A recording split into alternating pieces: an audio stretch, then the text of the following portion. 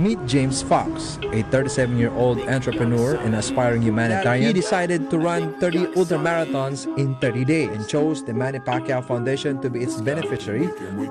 Waking up early, I'ma never be late.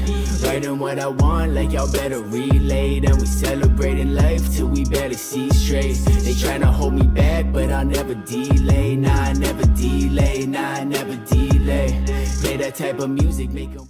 Hello everyone, welcome to another episode of The Coach's Call. Today we have a very special guest. We have James Fox, currently a personal trainer in the Philippines. He's part of Team Pacquiao, and he's here to tell his stories about growing up in London and now finding a home in the Philippines. He was well known recently for an inspirational campaign he ran for the Manny Pacquiao Foundation. It was the 30 in 30. And he's here on the podcast to talk more about the insights of his life. Welcome, James, to the show. Thank you, Clive. Thanks for having me on. Hope you're well. It's evening time here in the Philippines, and I'm looking forward to having a great chat with you today. Definitely. It's really good to see you. So give a little introduction. I always ask the guest to give an introduction from the man himself, for the people that want to know more about James Fox. All right, so I grew up in London. I was born in London in the early 80s, 1981. So I had typical council estate background. Grew up with 4 brothers and sisters to a single mother, nothing uncommon there. Pretty much spent the whole of my childhood playing football, various other sports, representing my school at athletics and things like that. And just a very, very normal London upbringing, you know, nothing spectacular.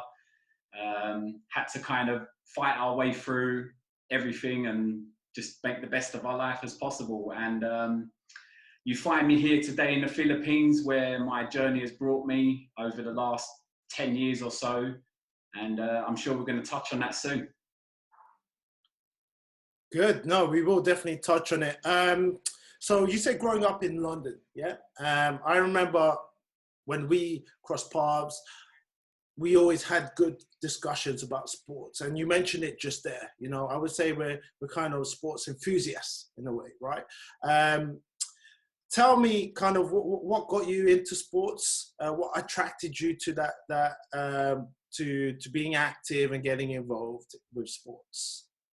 Oh, I mean, it's in my blood, really. I mean, I was kicking a football from the age of 2 or 3. It's like my dad has a background in football. He was a very good footballer. He captained Sheffield United youth teams all the way up to the age of 16. He was sought after in places like Holland, where he was asked to come for trials in Feyenoord and teams like that. So he was a child prodigy, if you want to call it that. So and growing up in a place like East London, you pretty much don't have nothing going on apart from, a group of 10 or 15 kids with a football, and that's basically all you do. I mean, it's no coincidence that a lot of Premier League footballers seem to come out of that type of environment, you know. And so that's basically where it all started for me. I used to watch football religiously on TV, would play from morning till night. And that carried over to school as well, where we'd just literally play football all day in school. And that's where it all began for me, really. And I mean, me and you both met in the gym, didn't we? Where I was training in there. You was there with your friend Tiago, who's a trainer himself. And we just, like you said, we connected straight away. We had that kind of affinity in terms of sport. So, I mean, I think that's the same story for a lot of kids, like I said, who grow up in that type of environment as well. They don't have anything. So they're literally just chuck to football or, whatever type of sport they're into and just get on with it, you know. Shout out Tiago. Yeah. So it's quite interesting because going back to when we met and stuff, what I realized is we actually have a lot in common. You're a United fan too. Tell me how you actually became a United fan. I don't know if I want to admit that. growing up in East London. I don't know if I want to admit that in this day. You should have interviewed me 10 years ago, do you know what I mean? But no, I don't. This is the same. I have to do this explanation so many times. It's so crazy how I got to support Man United. But again, touching on my dad, he's a Tottenham supporter. But him and my mum broke up when I was very young. They kind of separated when I was around 5 or 6 years old. So I didn't have that kind of fatherly influence. And it was actually a friend of mine who turned out to be one of my best friends. We were 5 years old, coming home from school one day, which would have been 1985, showing my age here, right? And it was just it was a very innocent child conversation, and it was like, what team do you support? And I was like, Tottenham, because that's all I knew, you know. At the age of 5, it was just what my dad had put in me, and he was like, no, from today you're a Manchester United supporter. And I was like, oh, okay then. And I mean, it's such a bizarre way to come to support a team. And before people wonder, Man United weren't that great back then either, you know. That was back in the mid-'80s where they were just finding their feet. And so I can't be accused of glory hunting. But yeah, it's quite a crazy story how it all began. And one that people don't often believe, but there you go. That's up to them, isn't it?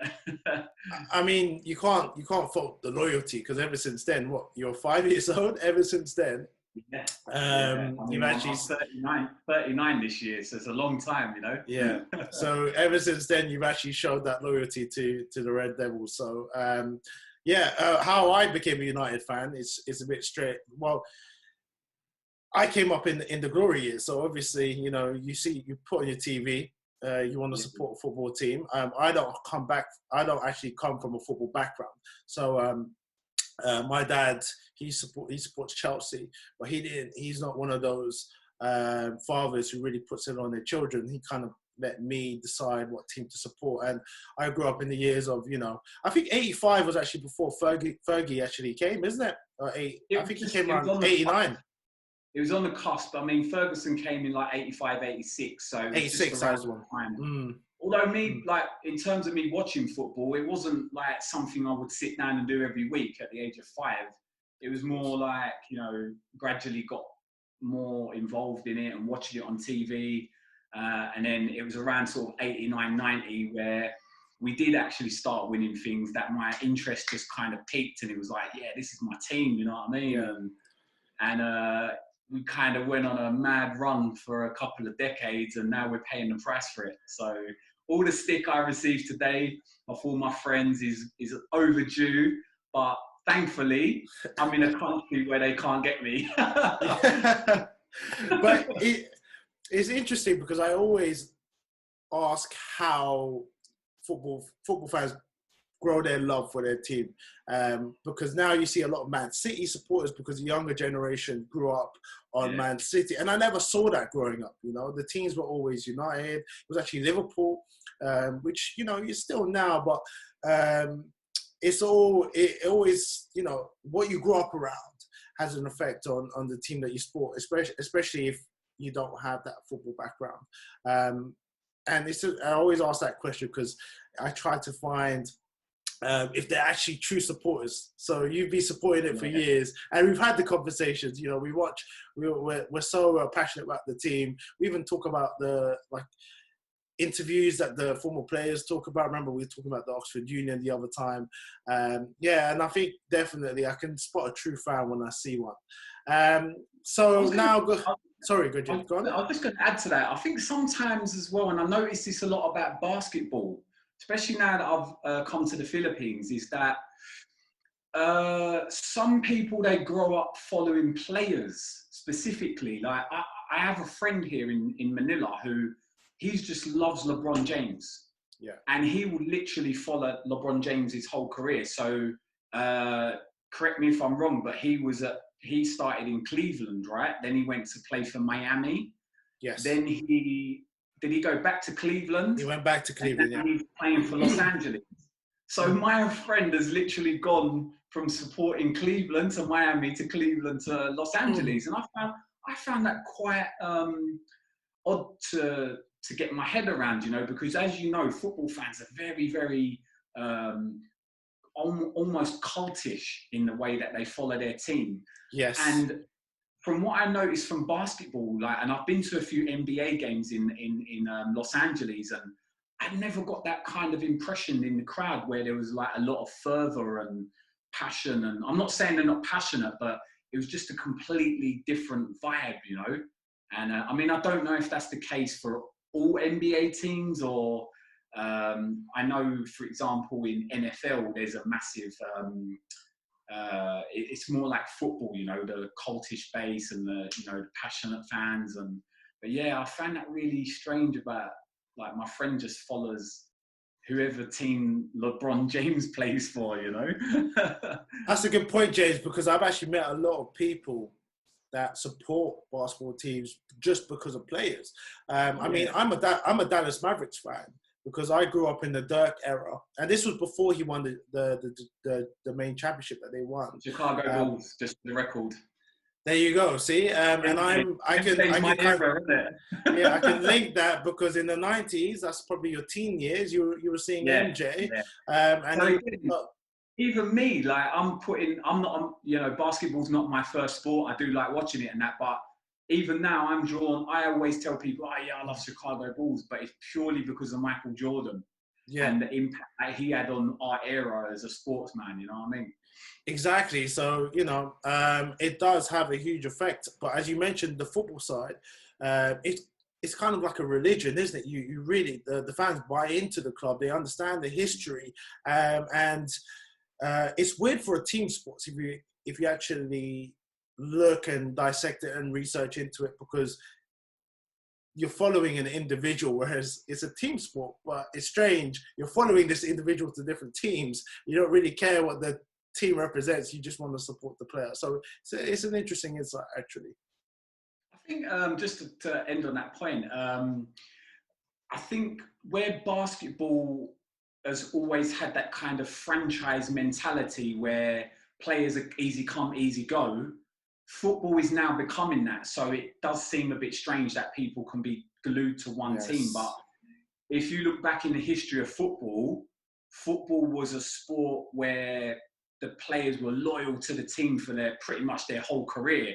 In fact, there were some teams where the players would only come from the certain area that the team was in. I remember, like, for all your followers that know about football, Celtic from Scotland, they won the European Cup in the 60s with purely players that were born within 30 miles of the stadium, of the ground. And you just don't, that's unheard of now. So I think football's becoming a bit more basketball orientated in terms of the franchise mentality and the way that players are just traded around. And you'll probably tend to find now that supporters, the younger guys of our generation now, they'll probably wouldn't find it too hard to swap teams here and there, like, oh, I'm a Chelsea supporter, or oh, now I'm a Manchester City supporter, which is okay, you know, every era is different, but yeah.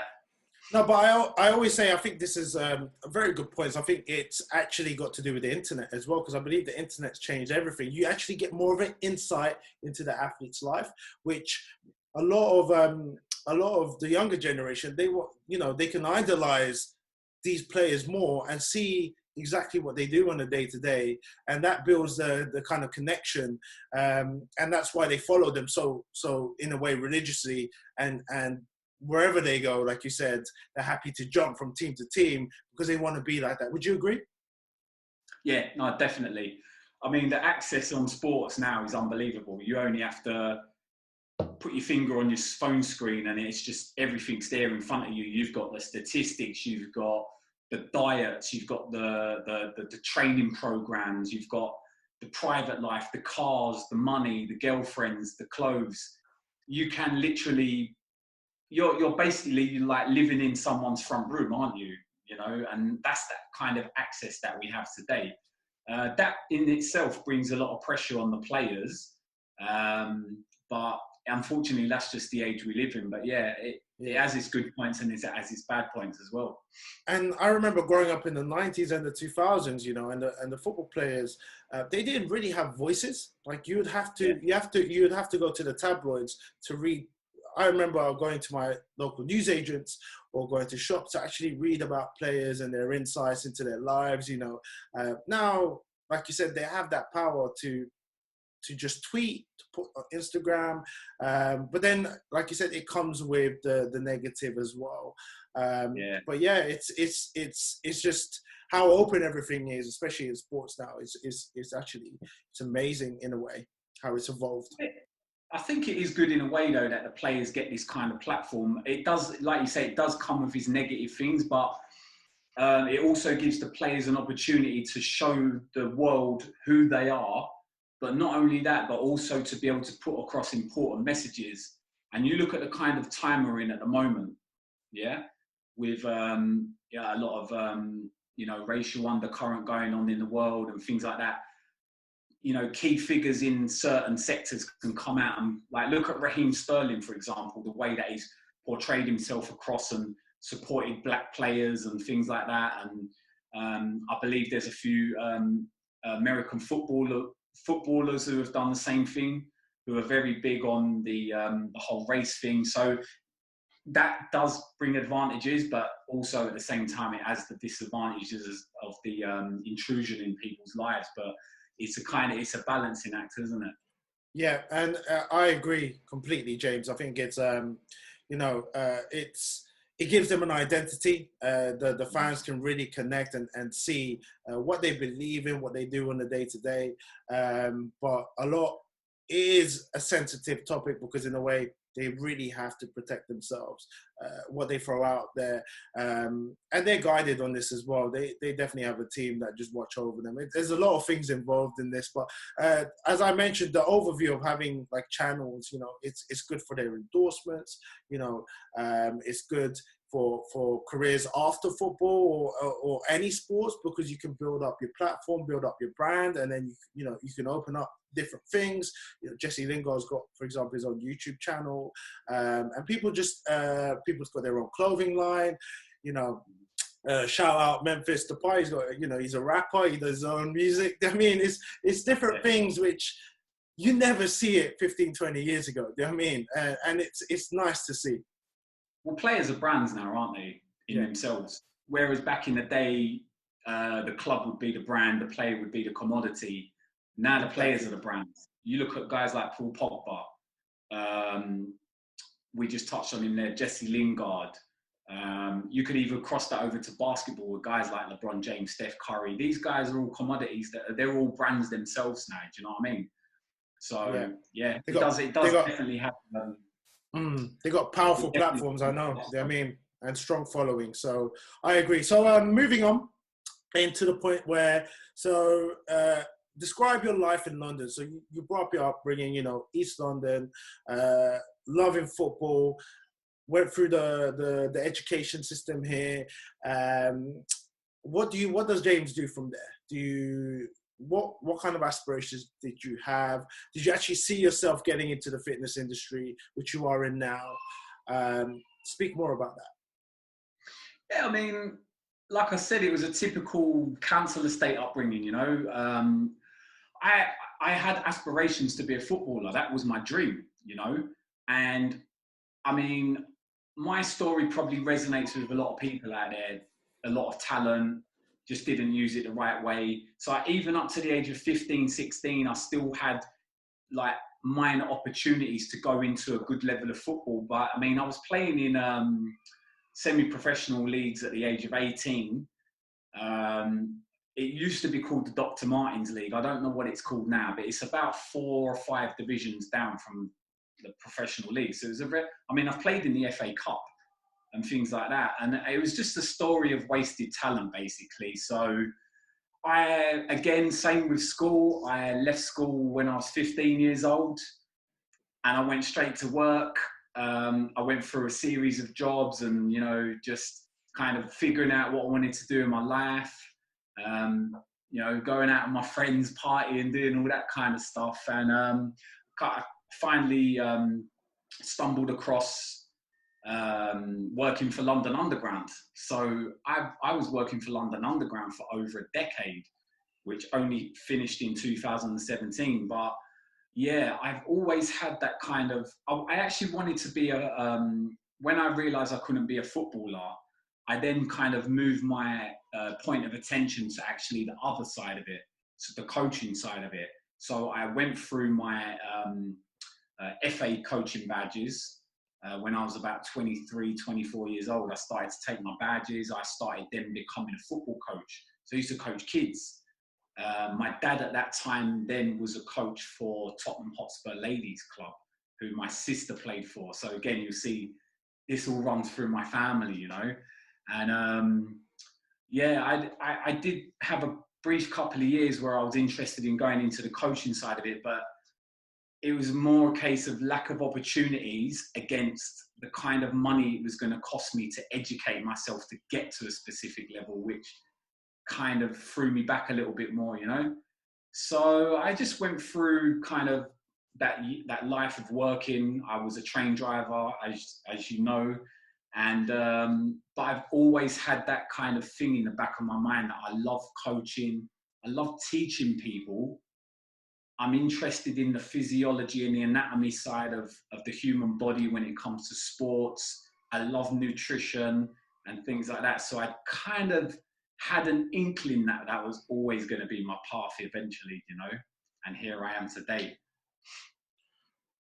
Yeah, good points, James. It's nice to see kind of the journey, because when you mentioned about coaching, you're completely right in terms of there's just not enough financial stability to coach in a city like London, you know, which is an expensive city. Unless you're coaching at the top, where the coaches actually can make a living off. But a lot of the coaches here, it's sad to say, they do it part-time, or they're even doing it voluntarily. I mean, and they don't even get paid. It's just, like you said, it's the passion that's been built inside people, that they love the game. For example, yourself, it's in your blood, you know, it's your family's been competing for years.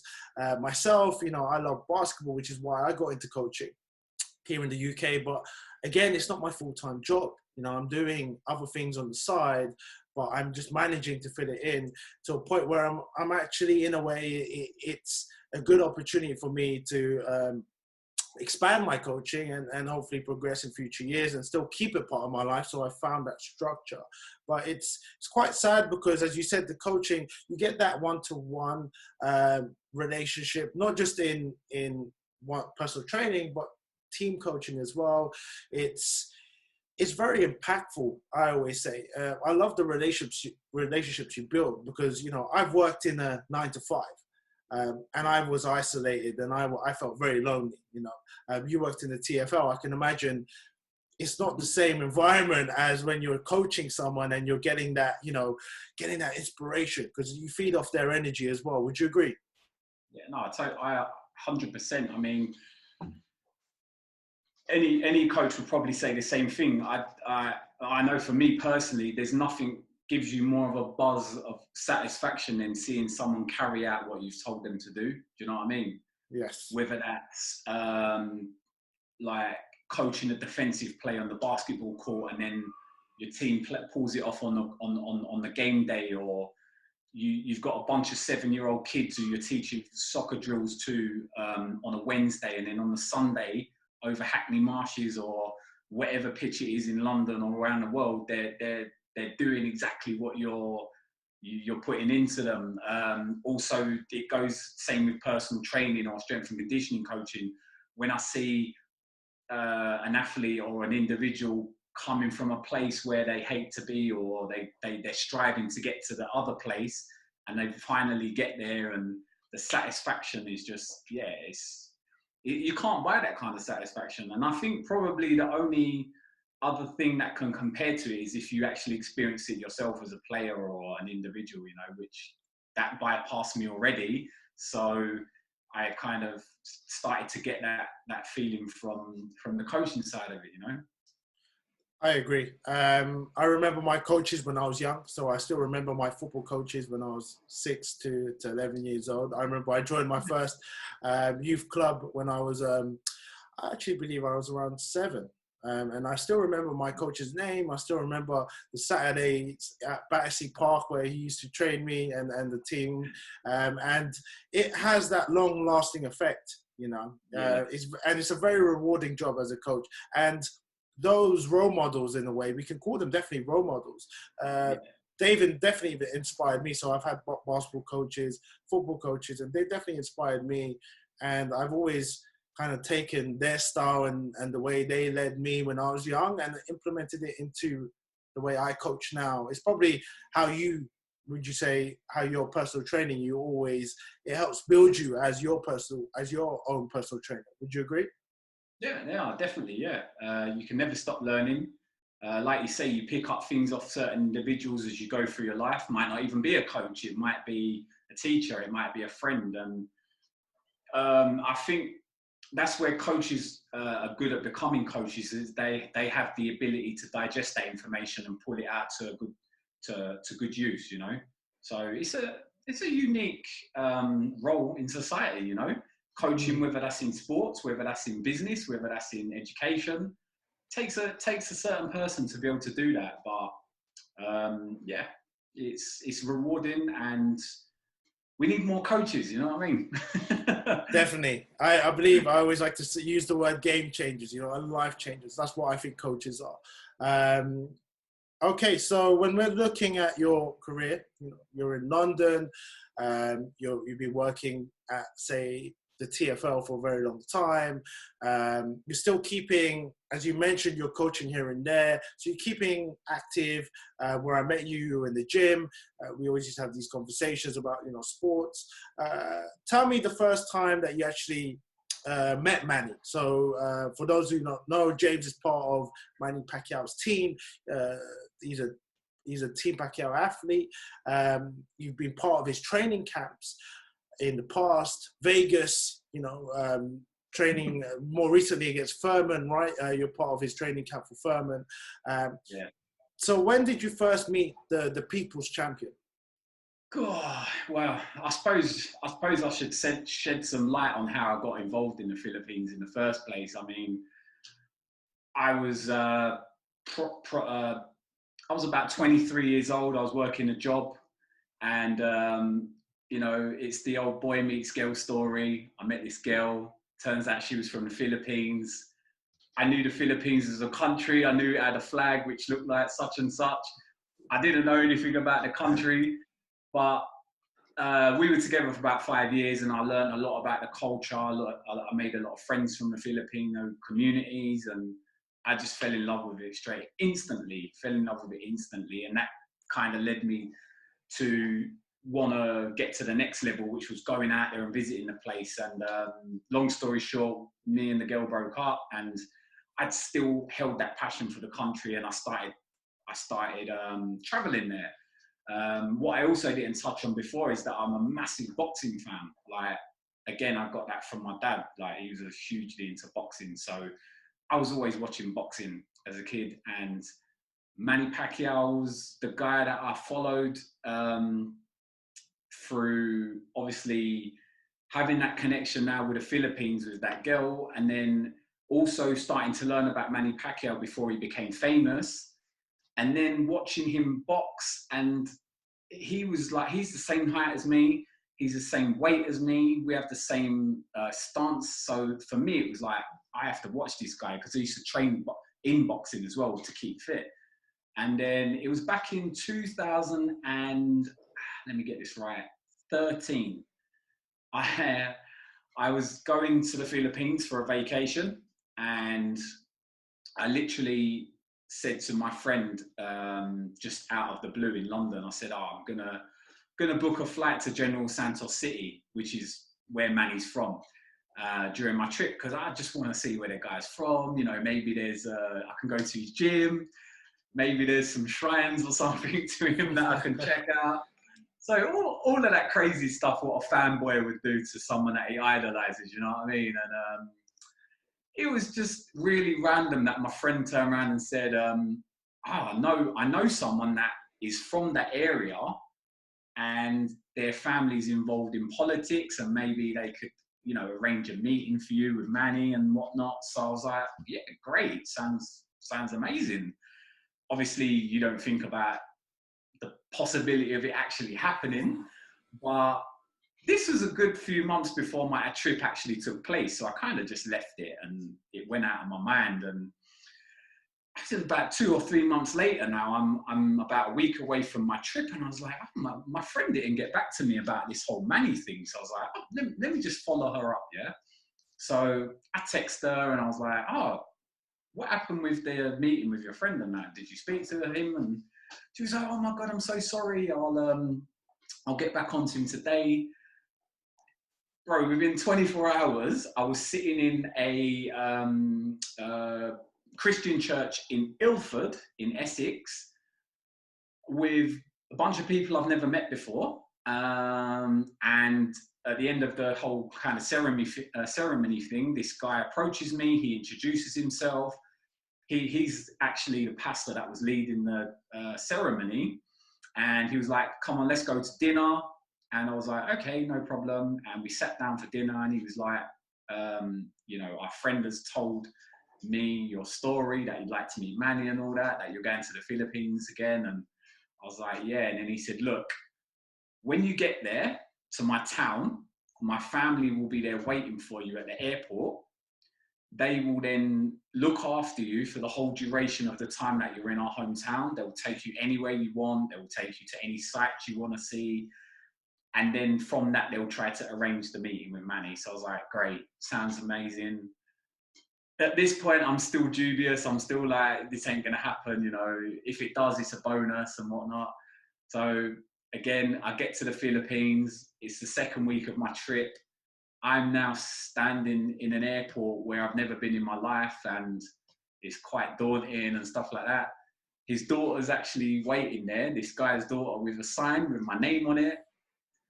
So I goes over there, she picks me up, and I still think I'm dreaming at this point. And she gets a phone call while we're in the car, and it's like, basically it's the vice mayor of General Santos City, Manny's hometown.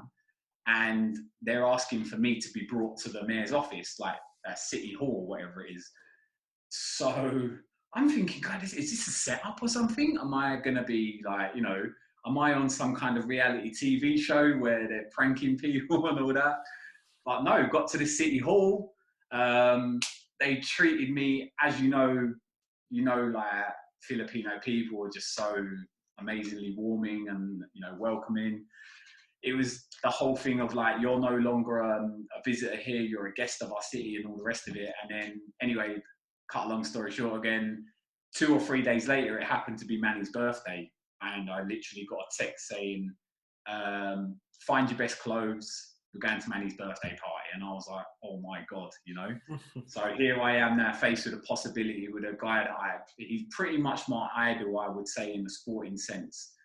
Probably apart from, I'd say Ryan Giggs and David Beckham were the guys I followed growing up, but Manny was a guy that I just idolized religiously for a good decade before I even met him. So yeah, went to his birthday party, and there I am, pushed in front of Manny Pacquiao with my jaw on the floor and not knowing what to say. And it was just a case of like, hi Manny. And they was like, oh, James has come all the way from London to celebrate your birthday and that. And he was just like, thanking me and everything, and I was just like, bro, I couldn't believe it, you know. And I mean, I think you probably remember that time, you know. I was posting the pictures on Facebook and that, and I was just so gobsmacked. And yeah, it was really cool. They say I've heard that old saying, like, you should never meet your idols, but this one couldn't be further from the truth. You know, the man was he was just so amazing, you know. And then basically after that, I stayed in touch with a lot of his family members who I met on that night, like his cousins and all the rest of it. So that's basically where it all started from, man. So 2013, yeah.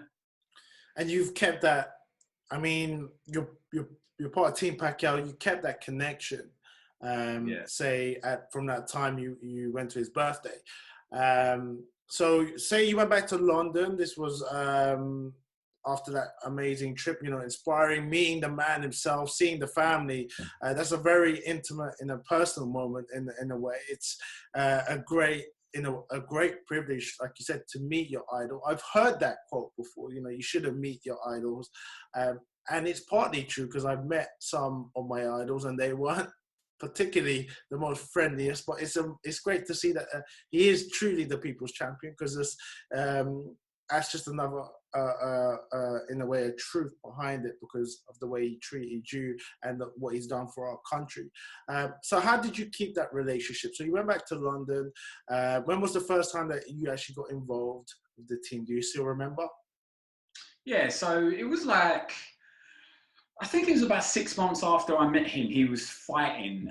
He'd just come off a loss to Marquez and he'd had another bout in between. I'm sure all you guys out there remember Manny getting sparked out flat on the canvas by Marquez, and then he had a couple of comeback fights which were in Macau, in just off mainland China. So obviously I'd stayed in touch with his cousins and that, and one of his cousins just messaged me on Facebook one day and was like, "Do you fancy coming out and watching Manny in Macau?" So I was like, "Yeah, of course." So she was literally like, "Get yourself a flight, book your hotel, don't worry about the flight tickets and all the rest of it. We'll sort all that out for you." I was like, amazing, I'm out there.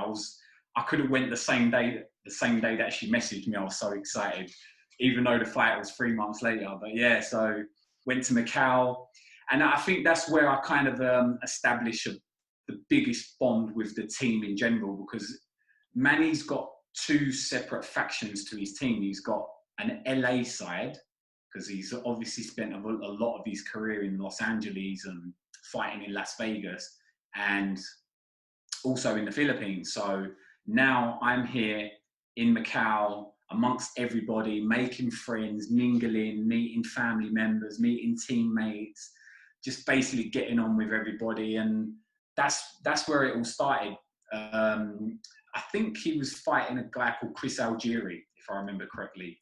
Yeah. So that was the point at which I pretty much immersed myself into Team Pacquiao without it was no official ceremony to say you are now part of the team or anything. It was just a case of like, we like you and you have a good personality. You're a cool guy and welcome. Do you know what I'm saying? And I think that's the mentality that Manny himself has. If he likes you, he'll take you. You know what I mean? He'll treat you as a friend. He'll take you on board.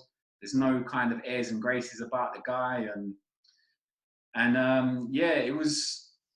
I think the first time that I actually really got involved in the training side of it, in terms of training with him, was when he fought Floyd Mayweather, which was the next year in 2015. This is going to actually go into my next question, you know, because you said there's two different teams. You know, he has the one in LA, the one in Philippines. Is that correct? Yeah, I wouldn't say it's two different teams as such, because everybody knows everyone, but it's more like, obviously, them guys live here. They're pretty much all Filipinos as well. So yeah, it's a lot of Filipino Americans that live in Los Angeles. Because you've got to remember, Manny spent a lot of his career in Los Angeles, and he built up that friend base. And, you know, before he even became the superstar that he did become, there was literally just a handful of people with him, and they're still there today, which is nice to see, you know, and I've become friends with them. And so, yeah, there's two factions. I'd say it was more factions rather than teams. So you've been to General Santos, you've been to Macau, you've seen what it's like on fight night, being around the team.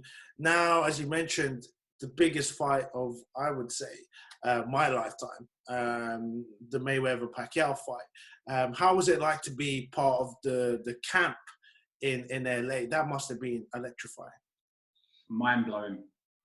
Unbelievable, mate. I mean, you saw the pictures and the videos I was posting at the time, and it's actually hard to quantify what you're a part of until you look at it a couple of years later, because when you're in the actual bubble of it, I mean, LA at that time was just, I mean, I was obviously in America at the time, but I knew that back in the UK, things were kicking off.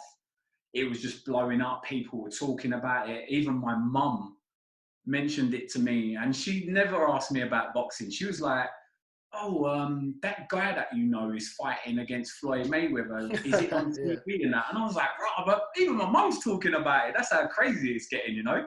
But yeah, I mean, LA was crazy during that camp. And there were days where we'd be running, because Manny runs out in the open. He's not one of these guys who's just going to limit himself to behind closed doors. You know what he's like. He's a people's person, as you say.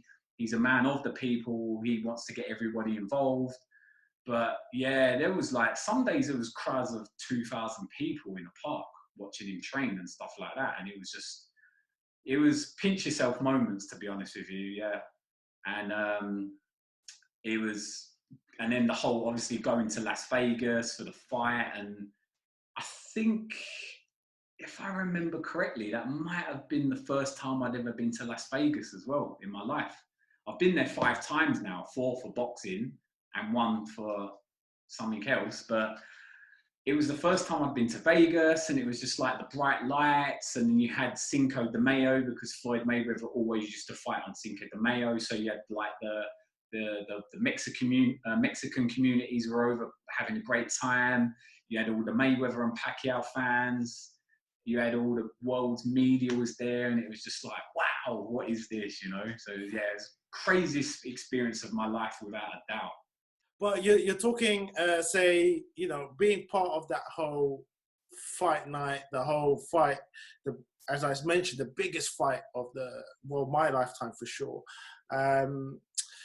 Vegas is always very busy. I remember talking to people and they're telling me that, you know, there's always something happening here, something happening there. It must be even more crazy on fight night, right? Like after parties before. Describe how it was during the Mayweather Pacquiao time.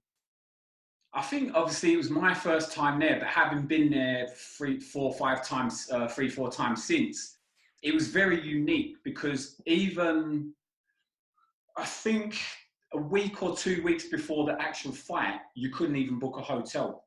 You couldn't book a hotel in the whole of Las Vegas. I mean, you can book a hotel anywhere in the world the same day. It doesn't matter where you are. But for that particular weekend, which was obviously Cinco de Mayo and the Mayweather Pacquiao, I had a suite in Las Vegas. And I literally had 4 or 5 of my friends who couldn't get a room. They were just bunked in with me, you know. And it was just like the whole atmosphere. You go on the streets, it was electric. People were having a great time. The casinos were full. Yeah, I mean, you could easily lose your mind in a place like that at a time like that, you know, but you're just trying to suck it all in. You're trying to just enjoy the moment. I mean, can you imagine what it must have been like for guys like Manny and Floyd and that, to just be like, I created this. This is me. This is my moment, you know? Must be unbelievable. And the city never sleeps anyway. Imagine during fight night, something's always happening. As you mentioned, you know, different communities are coming together. You know, the Mexicans are there, the Filipinos, you know, the Americans are there as well. What was the feeling after the fight on the camp? You know, it was a gutting result, to be honest. But you know, how was that feeling being part of the team at that time? Do you know what? I mean, it's not a secret, because it's been told, the story's been told, but we kind of knew, and I don't want to make excuses here for Manny, because he's not that kind of guy, but I think about 2 weeks before the fight, there was a particular morning where he was training in the park. We'd just done a run and whatnot, and he didn't look right to me. He just didn't look right, and I couldn't put my finger on exactly what it was, and he wasn't shadow boxing and stuff like that. And I turned to my friend and I said, there's something wrong with him. I don't know what it is, but there's something wrong with him. As it turned out, he had a problem with his shoulder. The guys inside the team wanted to pull the fight. They wanted to pull the fight. Again, this has come out in recent years, where I think the likes of Freddie Roach, there's kind of the advisors closest to Manny, they wanted to lynch the fight because he just wasn't fit. But it was more the promotional side of the thing. Can you imagine how much money went into the promotion of a Floyd Mayweather and Manny Pacquiao fight? Hundreds of millions of dollars. And it was simply a case of, guys, we can't pull the fight. You just have to get on with it. And I guess also an element of that would be that Manny's going to earn a 9-digit purse. There's no way they're going to pull the fight, you know? So, yeah, it was a disappointing night for Manny. Obviously, Floyd won fair and square and all the rest of it. The feeling after the fight was somber, of course, but Manny being Manny, he had his arm in a sling. He was just himself. He did his usual Bible study the day after, which was just, you know, thanking God and thanking everybody for coming and whatnot. So it's hard to read Manny when he wins or loses because he's such a level-headed guy. And I think that's what sets the elite apart from the good and the great, is that kind of mentality where we don't get too high when we win and we don't get too low when we lose. And that's what keeps these guys going all the time, you know? It was the shoulder injury, isn't it? Is that what you're referring to? It was his shoulder, right? Yeah. He basically, what happened is, as far as I'm aware, this is what I've been told by strength and conditioning coach, that Manny was sparring a middleweight at the time, which was like, why are you sparring a middleweight? Do you know what I mean? I mean, I don't know who's to blame for that, but he was basically sparring a middleweight when he tore his rotator cuff, and it was just like, what are we gonna do? So, and even on the night of the fight, there was stories that were surfacing about, because Mayweather's like the ultimate guy when it comes to having his own conditions and things like that, you know, which is good. It's good. If you can get any advantage you can, you will. He was denying Manny the use of cortisol injections and stuff like that, or basically just painkillers. He wasn't allowed to take the painkillers. So, yeah, again, you don't want to make excuses and things like that, but this is top level sport, isn't it? You're always going to be carrying injuries. No one's ever going to be 100% when they step on the court, when they step on the football pitch, when they get in the boxing ring. So, you know, it's just one of them things, really. Yeah, I think to just a normal fan, I would, you know, if you're not a diehard fan, you don't really see this side of boxing, you know, or any sport. All they see is two athletes or team people. They're just competing. But there, as you mentioned, there is I hate to call it, but there is the business side of it, isn't it? And there's just a lot of hands in the jar. You know, there's a lot of factors that are involved, and you can't just be like, okay, I'm not feeling 100%, so I'm not going to suit up today and play basketball, or I'm not going to get in the ring and box. Unfortunately, that's just the way the life, as you mentioned, as a sports athlete. And this is what I think the mental aspect of the games should be really looked into, because it's not just, he's making excuses, because there's a lot behind it. And it's nice to get insight into what was actually happening and what you were hearing in the camp. So I think it's very interesting information. Even looking back years since the fight, it's still I can still feel that whole fight, the hype and the energy that was coming from it. And I can still feel the emotions that I felt when I was watching the fight, even till now, because I was gutted. I'm a big Pacquiao fan. I'm a big Mayweather fan too. So I'm just a boxing fan in general. I love the sport. But yeah, so after that fight, you know, you were involved in a lot more in terms of Pacquiao fights in Vegas. Does any other fights bring out to you the most? Any exciting memories that you had? I remember you went out to Vegas with crutches at one point. Describe any other points that any other times with Team Pacquiao in Vegas that really sprung to your head. Yeah, I at that particular time, as I said, I was still working a full-time job in London, so my involvement in the team wasn't kind of full-time or anything. Do you know what I mean? I'd literally go for the fights, join the training camps and stuff like that. I went to his fight against Timothy Bradley, where I was like on the front row, which was just another amazing experience. Got to meet a lot of other boxers and stuff, and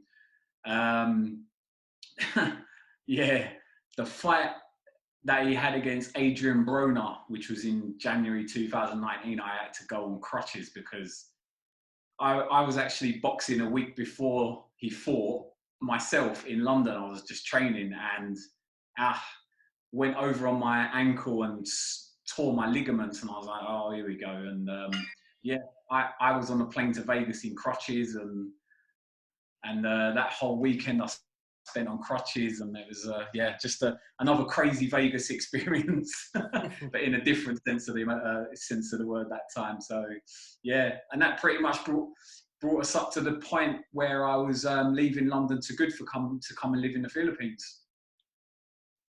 And this is the next point now that you're gonna to fly into, and you made one of, I would say, a big move in your life, a big change. It's around 2018, 2019, correct?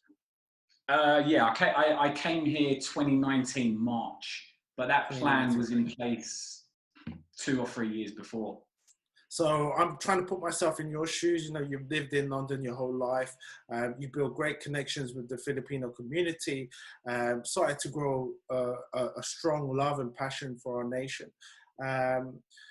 What decided at that point? I know you were planting the seeds, so you were planning ahead. 2018, was it 2019? Sorry again. No, I moved here. It was 2019. Yeah. So 2019. Now you've packed your bags. You're ready to say goodbye to London. How was it like? What was that feeling of now starting a new life in the Philippines, and how did it go when you first moved?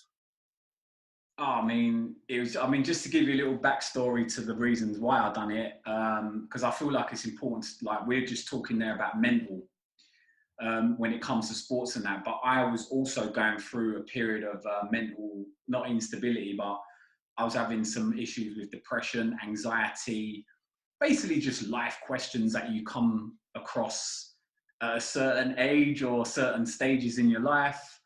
I was looking at my life thinking, you know, like, I've got a great career, I earn a lot of money, but I'm not happy. You know, I started to become disillusioned with life in London. I'd always been traveling back and forth to Southeast Asia, as you know yourself, mate. And I've always been one of these type of people that I'm never going to be satisfied, you know? And I just kept itching. Every time I came back from the Philippines, I was like, I don't want to go back. I don't want to go back. And then it was just 1 year, 2017 it was. I was on a flight back with my friend to London, and I was just having this kind of loads of different emotions flying through my head at the time. And I was just like, I want to come here for good. I want to quit my life. I want to follow my own passions. And I'm just going to do it, you know? So I got back to London. I moved out of my flat, which I was living in on my own in London. I went and purposely lived with my sister and slept in my niece and nephew's bunk bed with the Disney covers on and everything, just to put myself out of my comfort zone, you know, to say, James, you have to get up every morning, you have to strive, you have to save money, follow your dream, follow your passion. And then, yeah, that day when I was leaving and it was becoming the biggest reality of my life, it was just a whole host of like, am I doing the right thing? I'm scared, I'm excited, but you know what? I'm just gonna roll with it, man. Roll the dice and see what happens, you know? So I'm still here. I'm still here to tell the story, which is about 16 months later. And it's been good so far, you know? There's been bumps in the road, but life is full of bumps in the road, right? It's never going to be plain sailing.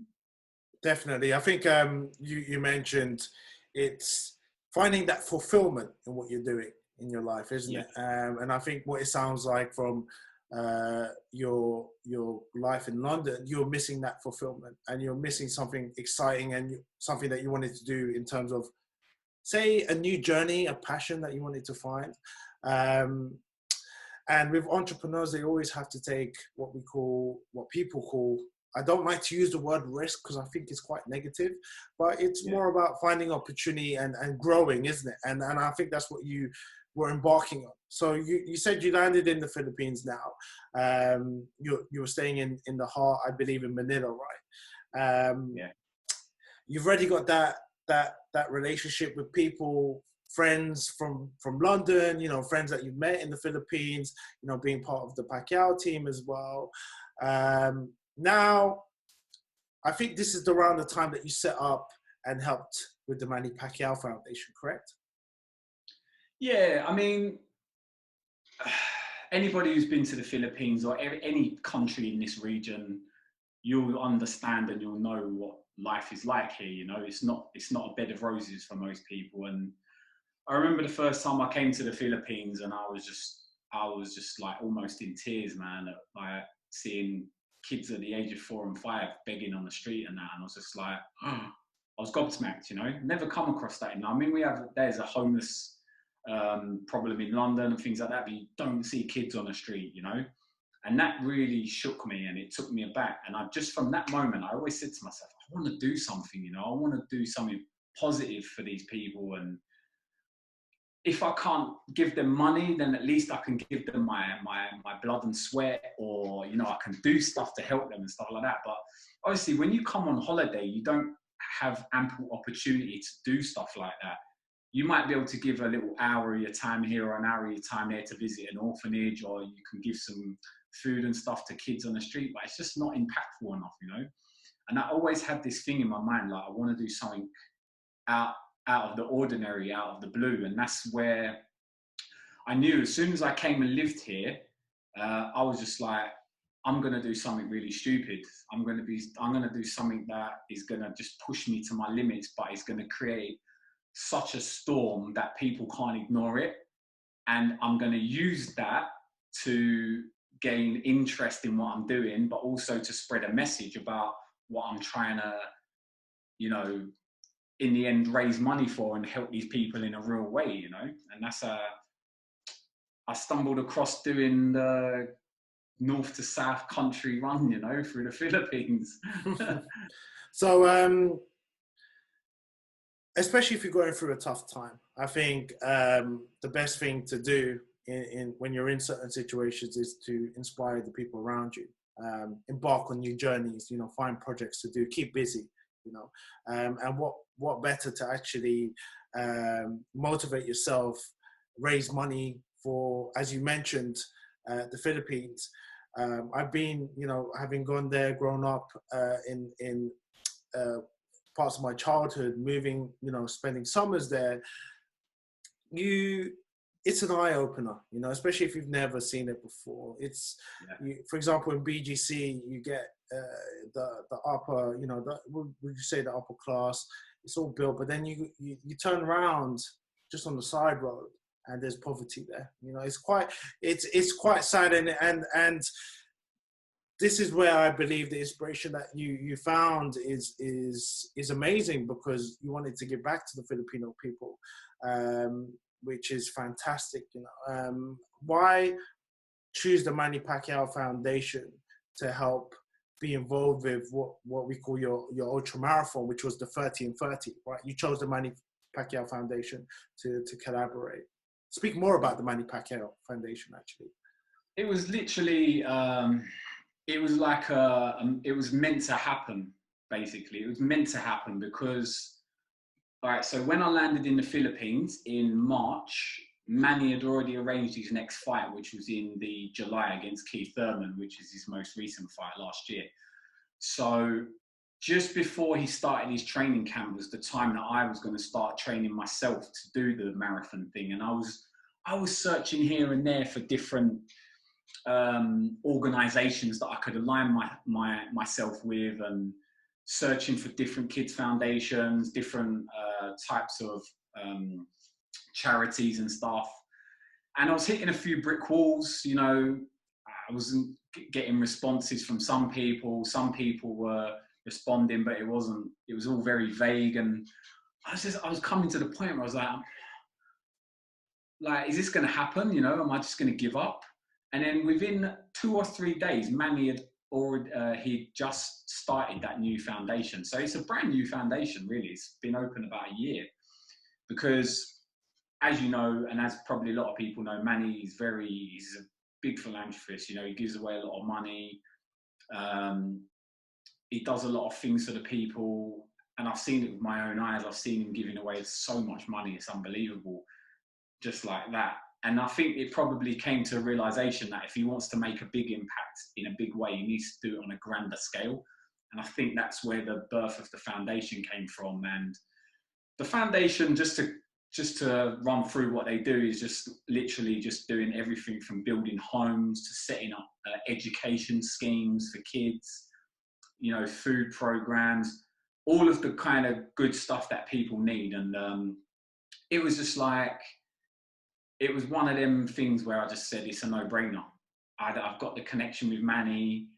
I know he's a good guy. I know that all the money's going to be going to the right place. And I was just like, that's it. I'm doing it. I'm giving everything to him. And it was also a way for me to pay him back in terms of like saying thanks to all the like inspiration that he's given me, all the opportunity that he's given me. And yeah, it was just like a marriage made in heaven, as they say, you know. So it was just a no-brainer. And the good thing about it is that I now had the exposure of the Manny Pacquiao Foundation to kind of elevate what I was doing onto a wider scale, because now I was not only promoting to people in the Philippines or in my own friends and family circle, I was going global, bro. I was going to places like, there was people donating from America, from South America, from Germany, there was a guy, when we tallied up how much money I'd raised, there's a guy in the UK who, when I saw his name, I didn't recognize it. He donated $3,000 to what I was doing, you know? So it kind of gave me that platform at the same time. So it was a perfect marriage, basically. That's amazing. I think with the Manny Pacquiao Foundation, it's like you mentioned, it's recently founded. I saw it supported by some big names. I believe Dana White from the UFC actually supports Manny, which is, you know, and it's fantastic because, as you said, Pacquiao gives his money, he gives back to the people, but more importantly, he gives his time. I think that's just as valuable in a way, because I've seen him on the ground actually helping these people. I've seen the videos, you know, you've seen it firsthand, and it's inspiring. And it's great that he's allowed you a platform to inspire and continue the message that he's trying, and the actions he's trying to do every day for the people of the Philippines.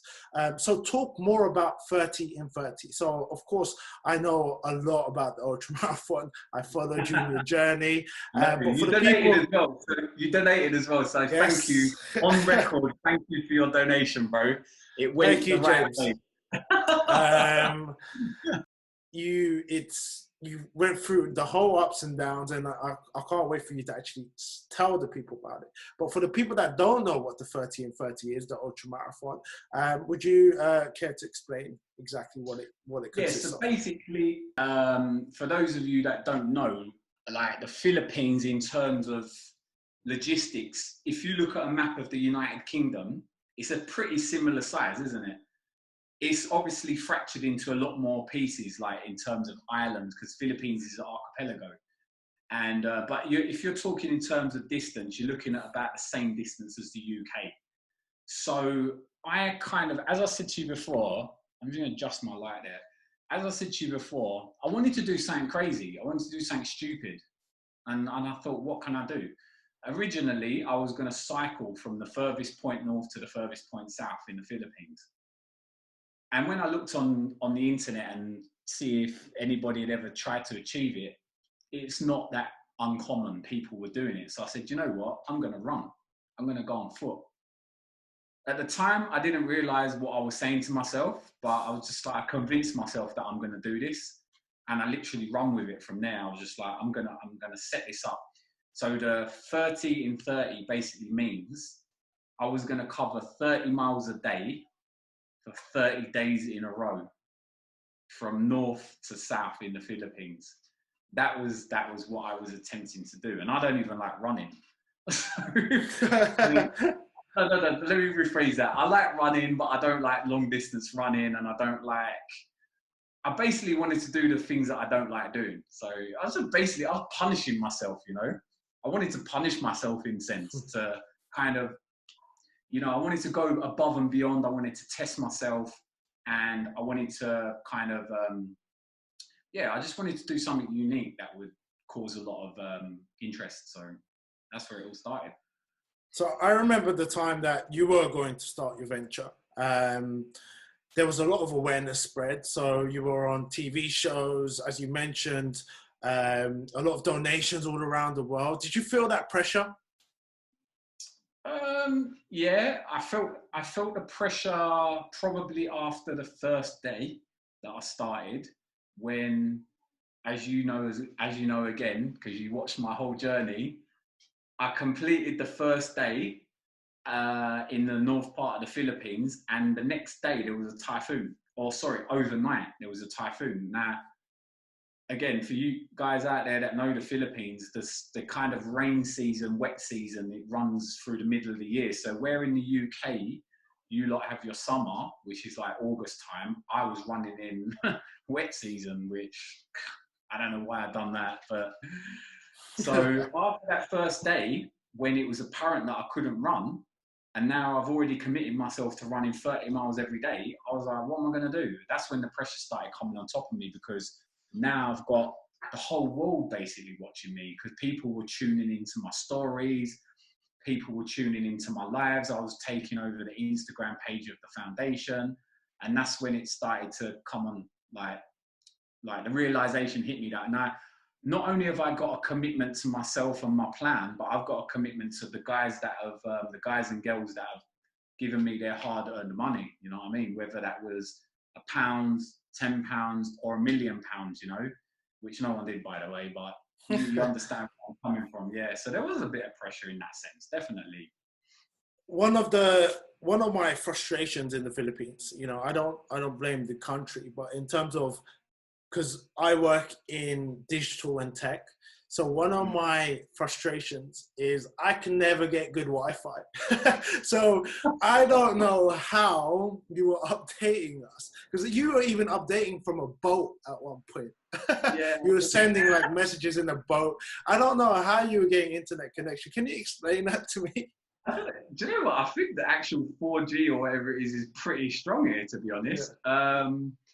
Yeah, it was just a case of just finding hotspots, and as you know, in the Philippines, is that all the malls have got Wi-Fi, because there's a big malling culture in the Philippines because of the weather. So it was literally just wherever you can do it. I mean, as you know, I was recording off of bridges, I was recording off of boats, I was you know, back of motorbikes, and going back to my hotel after the day's run and all that. So it was just a case of just doing it as I could, you know. So yeah. One of my favorite movies, it reminds me of Forrest Gump, because he goes on that run, isn't it? You probably heard this already. That, man. Everyone's called me that. I was getting tired of it after a while, you know. Forrest Gump. I mean, you grew the beard, isn't it? And then you went on the run. I did have the beard as well. And then only because I forgot to pack my razor. That's why. Yeah.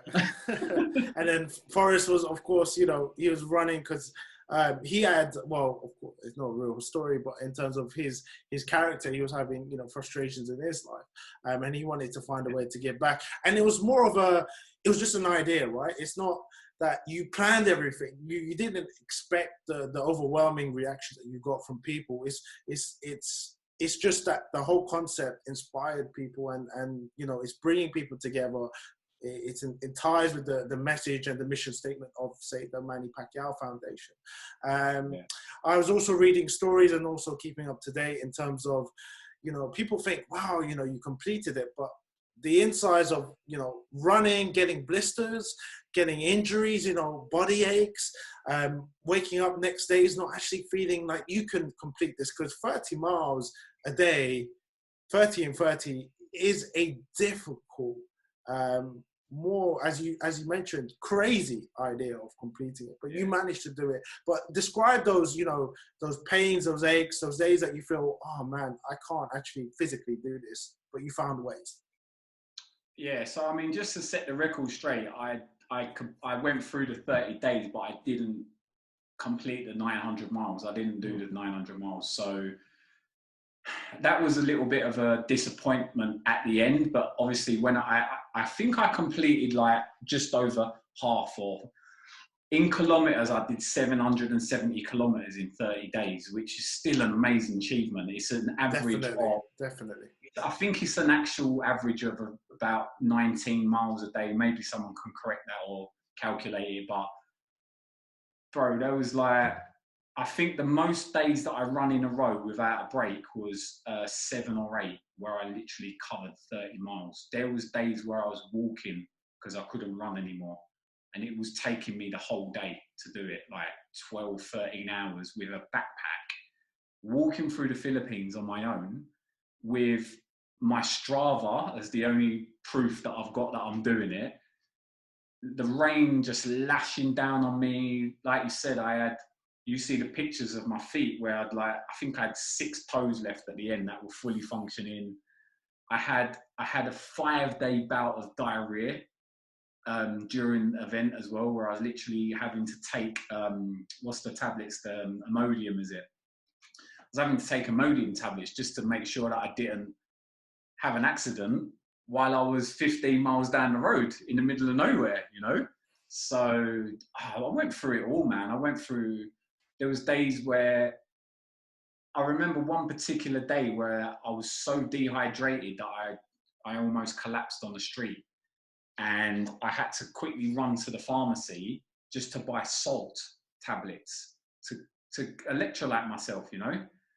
And I drank 7 liters of water that day as well. So you can imagine that's what, because of the heat, the sheer heat and the sunburn that I was getting. And oh my God, if I knew what I was going to go through while I did go through it, I probably would have just said, nah, forget that. I'll just, maybe I'll cycle it instead. But yeah, I think the thing that kept me going the most each and every day was like, if I quit on day 20 or day 25, that's 5 or 10 days that people can't donate for the people that needs the money. Do you know what I mean? For the people that I'm raising the money for, they're the ones that I was thinking about at 10 o'clock at night in the rain, running through a city that I've never been to before on my own, trying to complete my miles for the day and stuff like that. So it's just pure inspiration at times and mental. When you do something like that, it's no longer about the physical.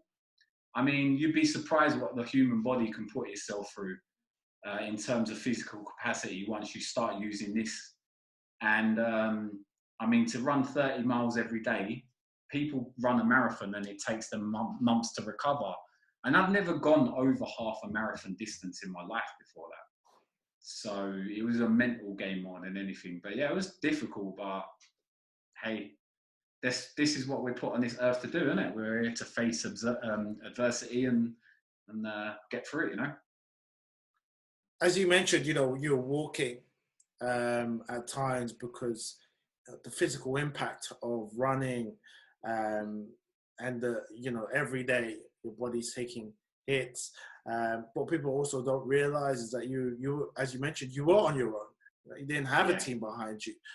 You didn't have people out there to support you. It's a true test of your of character going through that, for sure. Walking through the Philippines and going from north to south, what did you actually see? Is there any things, experiences and memories that you thought, wow, that really opened your eyes and something that will always stick with you forever? As soon as you say that, my mind just flashes back to like 1 or 2 particular days where I'm pretty sure everybody out there remembers the typhoon that happened in the Philippines, right? 2013, I think it was, where like some 10,000 people lost their lives. And I remember that particular city where that got the most global news coverage was Tacloban. I'm sure if I say that name now, it will resonate in a lot of people's minds, but that was one of the cities that I was looking forward to going to. And when I got there, it was just unbelievable. I mean, to see how the place is now, it was 5 years after the incident. I went and actually got in touch with a guy from a local running team there who saw my story on Facebook, and he was like, mate, I want to join you, I want to run with you for the day and that. And I was like, please come. And we set off at 2 o'clock in the morning one morning, and he took me to all the mass burial sites where all the bodies were buried. And then he led me around to all the new housing schemes that they've been putting up for all the displaced people. And yeah, it was difficult at times to see everything, but then it was also heartwarming at the end of it to see how people have gathered their lives again, and that day sticks in my mind and it will never leave me, you know. And to see that place now, it's such a youthful, vibrant city where everyone was happy now, all the kids were playing around. And they've got this particular bridge there as well, which links two different parts of the Philippines, and it's the longest bridge in the Philippines, called San Juanico Bridge. If you guys Google it, you'll see this bridge. It's unbelievable. It's so steep, and I actually cried that day. That's the only day that I cried on that journey. And it wasn't because I was in pain. It wasn't because I was sore or, you know, had sunburn or diarrhea. It was just because I got to the top, I stopped my tracker, I stopped my watch, and I just took a moment and I just burst out in tears. And I was like, this is why you're here, man. You know, this is the experiences that you've come for. And just looking all out across the sea, and I was just going through a whole range of emotions in my life at that point, and just like literally just having all these flashbacks. And then within a couple of minutes it was gone again and I was on my way. And I think that day I actually covered the most distance I ever covered in a day, which was like 68 kilometers I covered in 11 hours on foot, which is like 42 miles. 42 miles, yeah. So that's probably the one particular day that stuck in my mind, and it was just like, yeah, it's like, this is what we live for, man. I'm speechless in a way, because I remember that I remember that time in 2013, 2014. It was Typhoon Ondoy, or some people call it Typhoon Haiyan. I remember I raised funds. I did a fundraiser at that time at the University of Westminster. I actually flew to Philippines to give personally the donations that were raised to the Philippine Red Cross. We also, and I saw them, and they were showing me the models of the buildings and the schools that they were going to do to rebuild the city of Tacloban. And I also went to ABS-CBN, because what we did was everyone that donated, shout out to the University of Westminster at that time, because they gave everything, you know. So I remember one guy took off his Jack Wills hoodie on campus and put it in a box. He said, I don't need it. These people need it. Yeah. So we delivered, I think, around 7 to 8 boxes, and also raised thousands of pounds for them. And I remember going to the ABS-CBN at that time, because we decided to donate half to ABS-CBN, half to Philippine Red Cross. And it was the same. I went to the offices, they showed me, as you described, you know, the buildings that they were going to build, the schools, how they were going to rebuild the city that had been through so much damage and so much hurt. And to hear that story now, that's why I was speechless, because I'm like, it's been so long, because it's gone so quick. But it's great to see that the city is in a right place, in a positive place now. And those memories that you mentioned, those are the ones that will stay with you for the rest of your life. You know, 100%, yeah. I was always looking forward to that particular day as well, because I specifically plotted my route to go through there, because I was like, I want to go, I want to see it. And what I discovered from that particular town is that the reason they get hit so much is because they're on sea level. So the sea is there, and literally the houses are on the same level. And I'm like, wow, so, but luckily they've learned to deal with, like, they've basically, all them new places that you talked about, they've made sure that they're up on a level now. So they're all on hillsides and stuff like that. So yeah, it's good. It's a very, very heartwarming experience to go there, man. Very heartwarming.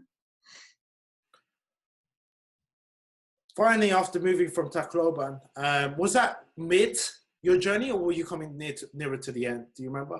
Yeah, no, that was pretty much coming to the end of it. Then I just had to make another sea crossing to get to my next, to the last island, and then it was pretty much the last couple of days.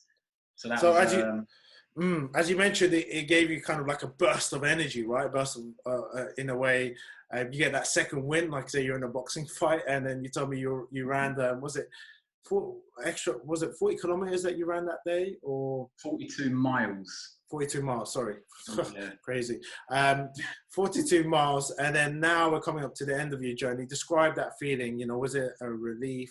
Did you feel like, yes, of course you didn't achieve the miles that you wanted to, but in terms of the actual days, you completed it, you went through the hardships, you went through the sacrifice. How was that feeling coming up to the end of your campaign? I just couldn't wait to go home. Simple terms.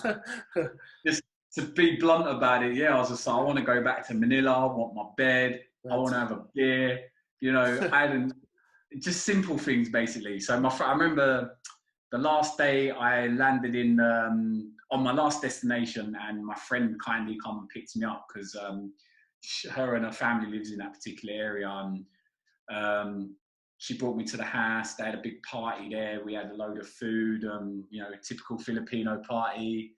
Cracked open a bottle of whiskey, and it was just one of them relief moments. I had a beard down my chin, like almost down to my neck, and it was just like, I'm done. I'm just done. Mentally, physically, emotionally, I was gone, and I was just like, I just want to go home now. So. But also that kind of, it was a mixed emotions, as you can imagine when you've been through something like that, where you literally been living out of touch with reality for that 30 days. You're just almost living like, it was almost like being in the Truman Show, where everything's on you, you know what I mean? People are just watching you all the time. And it was nice to get out of that.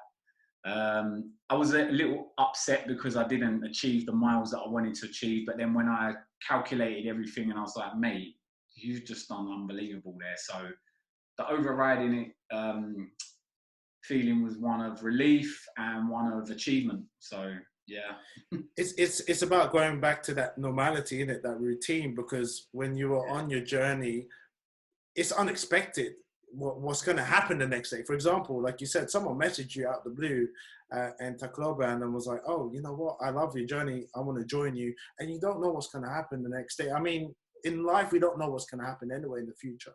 But going back after, putting yourself through that intense experience, those 30 days, it's a relief, isn't it? Just to see your bed. And you said, just to enjoy the little things, having a drink with your friends. So what was post campaign like? How was the reception that you got? How was the support from the people? That was great. I mean, it actually took me about a week to adjust to life. Like, that might sound strange. Yeah. No, it probably sounds strange, but it was like, I got up the first morning and I was like, oh, what am I going to do today? Do you know what I did? I went out and had a run. Because your body is, because the thing is, your body's been through that for 30 days, so you've developed that habit, and your body's actually probably getting into that habit now. So I'm not surprised. Yeah, no, it was strange. It was a strange one because it was almost like I don't know. You feel someone's been shipwrecked for a month, and they all of a sudden they're put back into humanity. They'd probably be like, "Whoa, what's going on here?" And it was kind of like that for me. It took me a couple of days to adjust. I'm just chilling out. Obviously, that's the time when everything was getting correlated with the foundation in terms of financials, how much had been raised. I was just getting a lot of thanks and praise, and it was great. Not that I'm one who seeks adulation, but I'm quite shy when people say things like that to me. But it was nice. It was nice to just feel that sense of like I'd done something positive, and it was just a case of tying up all the financials, like I said, saying thanks to people on social media, and just trying to get back to the next stage of my life, from there. Did you get a message? Did Manny give you some support? What did he say after it? Yeah, no, it was everybody was great, man. Everybody was great. Like, I think the realization of what I'd done kind of hit everybody, and it was like, thank you very much and all the rest of it. So yeah. And the most important thing was that I mean, not that the money's not the most important thing, but even the money that I raised was quite, you know, it was way beyond what I'd imagined would be raised, because it was something in the region of like 11 or 12,000 US dollars, which is a lot of money. You know, it's a lot of money, and that served 5 people that like basically built 5 houses for like 5 affordable houses for people in the southern Philippines, and that was the most important thing for me, was the fact that 5 families now have a home to live in because of what I had done for the last 30 days. So that was like amazing, you know. That's truly inspiring, James. If you know, and when are they building these houses, or how does it work? Do you know the plan, how it works with you know, is there a timeline, etc.? Yeah, I mean, it's ongoing.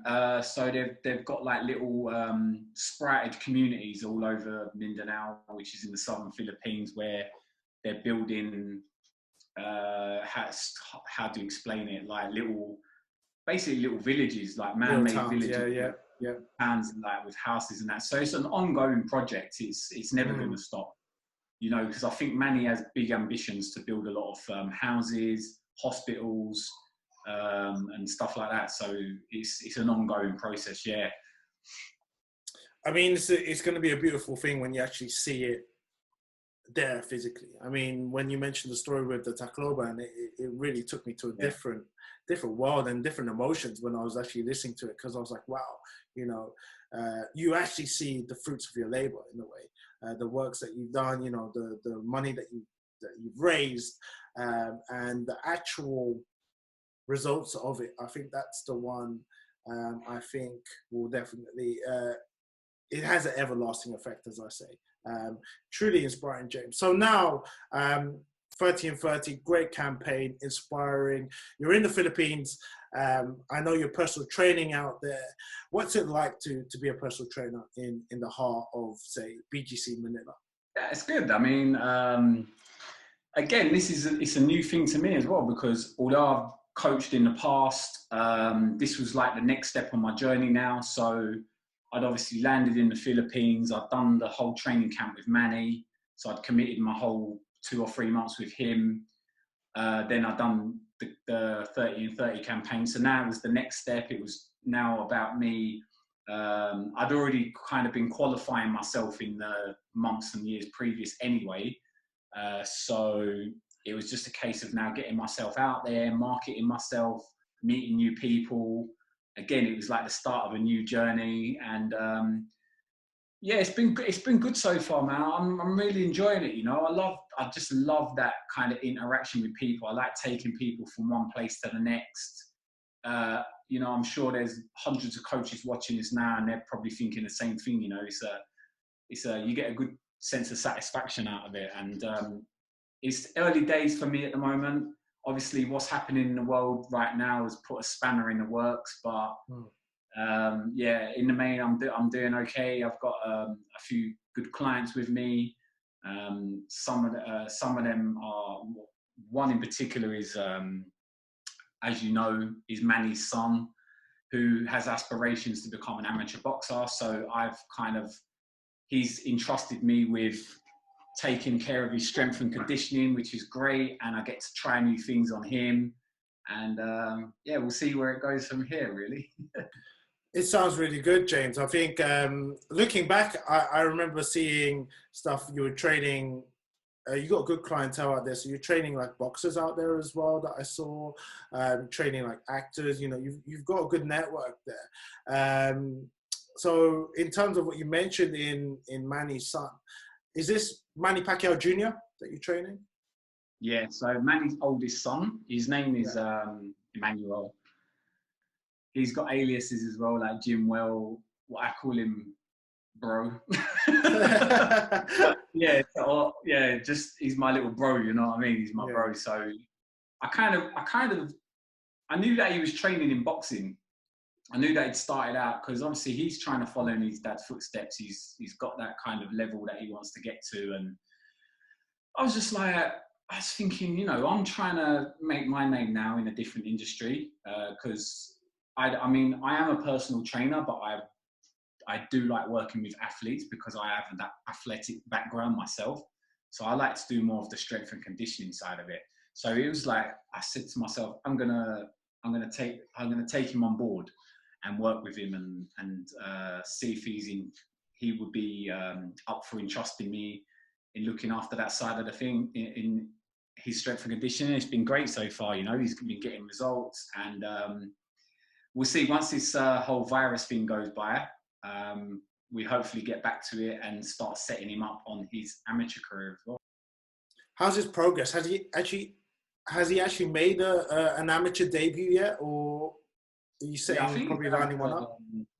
I think he's had like 5 fights so far, and he lost one, which was his last fight, and that's because he was not prepared. I think he's fighting above his weight a little bit in terms of like he has a lot to get down to. So that's where I kind of wanted to put myself in, because he does his boxing training. I think to his credit, his dad tries to stay away from it as much as possible, because you see in a lot of sports, whether that's boxing, whether that's football, sometimes having a famous dad can put a lot of pressure on an individual. Sometimes they rise to the occasion, but I can't think of too many sons who have outdone their fathers in sport. I can't think of too many off the top of my head. Maybe Floyd Mayweather, maybe Frank Lampard. But other than that, it's quite hard to follow in your dad's footsteps. So I think his dad's taken a back seat. He's got his boxing coach. I'm looking after his strength and conditioning side, and so far so good. Yeah, he's a really smart kid. He's got a lot of heart and determination. He's a very good listener, and we're already starting to see good results. But obviously, with the virus, it's put a spanner in the works, as I said. And actually, I think since the lockdown, he's been doing a lot of training with his dad on the pads. So I had a conversation with him last week, I think it was, and I was like, "How's it going? How are you training with your dad and that?" And he's just like, "Yeah, he's like kind of changed my whole style, my stance, my footwork, and everything." So that's only a positive, I guess. How old is Manny Pacquiao Jr.? Emmanuel? 19, just turned 19 in January. So he's very fresh, you know. He's got a lot ahead of him. He's got big ambitions, you know. I remember asking him about a year ago, actually before I started my marathon, before I was even coaching in the Philippines, that I was having a conversation with him, and I was saying, "What do you want to do?" I was like, "You know, you don't have to box. You know, your dad's paved that way for you to not have to follow that path." You know what I mean? And he was just like, "No, I love it. I want to represent the Philippines." So I was like, "Wow, this kid he's got something about him, you know." Obviously, you can see where it comes from. Do you know what I mean? Because his mum, both his mum and his dad are very gritty characters. They're very determined people, very great, very nice people. And so he wants to represent the Philippines. I kind of said, I'll commit myself to helping you do that, as well as your boxing coaches and whatnot. So yeah, we'll see where that journey takes him, you know. It's the pressure, isn't it? Because you're the son of an athlete or daughter of a famous athlete, they always apply that to themselves. Do you see that when you're training him? Do you see that in his movements, his eyes, his body language, his behavior, that he feels there is pressure on him? It's hard to tell. I don't know. I don't think so. I don't think he feels a pressure to achieve something. Otherwise, I don't think he'd put himself in that situation. The impression that I get is that he's seen the kind of adulation and the level that his dad's got to, and he's like, "I want a bit of that. I want some of that." You know what I mean? I like the thought of having that success, having that attention, being successful, being loved, being well known. He's well known, obviously, already. He doesn't have to be a boxer to do that. He's already a big celebrity in this country. He's on TV, he does endorsements, he's a model, he does everything. So the fact that he's even putting himself in the ring in the first place tells me the kid's got determination, you know. So no, I don't think he feels the pressure, but I think it's more the flip side of that. He wants that kind of, "I want what you've got, Dad." You know what I mean? And maybe it's also a thing of wanting to, how do I describe it? Like, he wants his dad to kind of say, yeah, you know, like I want to prove something to you, Dad. I want to prove that I can do this. You know what I mean? And show you that the education that you gave me as a son and whatnot is, you know, I'm going to repay you with that. So that's the impression I get. I mean, his dad built a life for his family, not just the family. You know, a lot of helping out in the Philippines with the people there. It's all about making him proud, isn't it? He wants to make him proud, and it sounds like he wants to create his own identity as well. And I'm not too sure. I don't know the ins and outs, but you know, it's good to follow in, say, someone's footsteps. But it's good to, like you said, he's already building his own brand. Remember, we go back to our athlete conversation in the beginning about building a brand. Yeah. So it sounds like he wants to do it his own way, in a way. Like he wants to take what his father's done, but he wants to apply his own personality, his own style towards it. Would you agree? Yeah, definitely. Yeah, I don't know if boxing will be his thing that he wants to follow through full time, because I know he loves acting. Obviously, like I said, he does a lot of endorsement work, and he's got his agents, he's got his family behind him and stuff like that.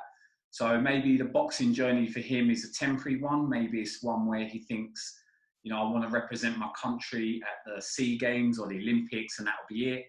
Who knows? He might want to turn pro. You just never know. So I think, like I said, the fact that he's actually putting himself into that now, I'm like, yeah, good on you, man. Go for it, you know. Take it as far as you want to take it, and you've got options if you don't want to go pro or you can't make it to a successful level. So we'll be definitely following the journey, James. So we'll be looking and seeing where, you know, the future's bright for sure for both of you, definitely. So it's been a great conversation, actually, and thanks again for joining the podcast. Just a couple of just random questions that I think I'll throw out at the end. I wanted to actually ask you your thoughts quickly on Fury or Joshua. Oh man, don't do this to me. I love Joshua, man. He's my guy. I followed the guy since his debut, and it's a hard one. If you're going to put me on the spot, I'm just going to say Joshua knocks him out. I know that's going to cause a lot of people, but I'm just going to say Joshua knocks him out. Because I don't listen, Tyson Fury is an unbelievable boxer. And, you know, what he done against Deontay Wilder was quality. But he's not invincible. He's shown that in previous fights. He's been hurt, he's been rocked, he's been down by guys that are half the size of Joshua. And whilst Josh don't have the same level of ability, I think that Joshua is a better version of Deontay Wilder. I always believed that Wilder was only one good opponent away from getting cleaned out, and it proved that in the last fight. But I think although Joshua had that blip against Andy Ruiz, I still think he's made a better stuff, and I could see Joshua knocking him out, to be honest. I mean, we could definitely have a conversation. Don't replay this. Don't replay this when you lose. I think we could have a longer debate about it, but I think you summarised it very well. I think I would go with Fury. I just believe he's taken Wilder. I think Wilder's the hardest puncher out there in the heavyweight division. He's taken Wilder's best, and I don't think many people will get up from what Wilder has actually hit Fury with. So. And I've seen holes in Joshua. I just think if you're talking about Joshua as in a Joshua that's prepared for the fight, that he comes in mentally and physically 100%. No one's 100%, but the mindset's there. So I definitely think if Joshua approaches this, not like how he approached Ruiz, of course, and some of his other recent fights, I don't think they're his best. But, you know, if you go back to his you know, when he fought Klitschko, those are the days. I think if he approaches that mindset, I think it would be a very difficult fight for Fury. I think it would be very, very close. But I think Fury takes it. That's my personal view. I just think his boxing IQ's out of this world. I don't think a lot of people can match Fury in that boxing. But that's my view. Do you want to touch on anything else, what I've said? No, listen, it's one of them fights where it's a 50-50 fight. And some might favour one guy, some might favour the other. But this is top-level sport, and this is why we want to see it, right? So Definitely. everybody's going to have their opinions, and listen, get both guys in the ring. I think too much in boxing these days, the top fighters are not fighting the top fighters, you know? And that's because of sporting politics, it's because of money. So the fact that the two guys are seemingly willing to get in the ring together, great. Let's get it on. Let's have a couple of great fights for the UK, even though they'll probably be abroad. And yeah, long may it continue. The best fight in the best, you know? Yeah, I heard it's going to be in Saudi. I mean, I think they've agreed on it. Joshua just needs to get through one more fight. I believe that's in the winter time. Hopefully there's no banana slips there.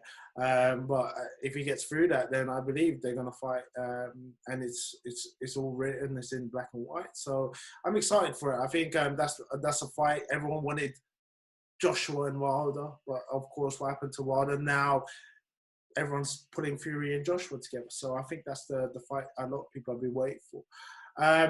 Any shout outs? So any things you want to mention? Your PT, can we follow your journey? You know, Instagram stuff. Any shout outs you want to add now before we end the podcast? Yeah, just you guys, if you like my story, you're interested in following my journey here in the Philippines, I'm sure you're going to stick up my handle after, but it's James Fox on Instagram. Shout out to my boys at Kronk Clothing in the UK. For anybody who knows their boxing, this is probably one of the most famous, if not the most famous gym in the world in terms of boxing. And these guys, they back me with their clothing and stuff like that. So if you guys are looking for some nice boxing apparel, get over there. You know, I don't want to plug too much on your channel, but you know. But yeah, it's yeah. So social media, Instagram is my thing. That's where I'm most active. You know, I post a lot of sporting stuff on there, a lot of content involving Manny when he fights and things like that. So yeah. But yeah, nice one, James. Thanks again for coming on to the podcast. Really appreciate the time. I know I'll be following your journey. It's great to see what you'll be up to and how your career unfolds. But yeah, thank you for sharing your inspiring stories. Look into more.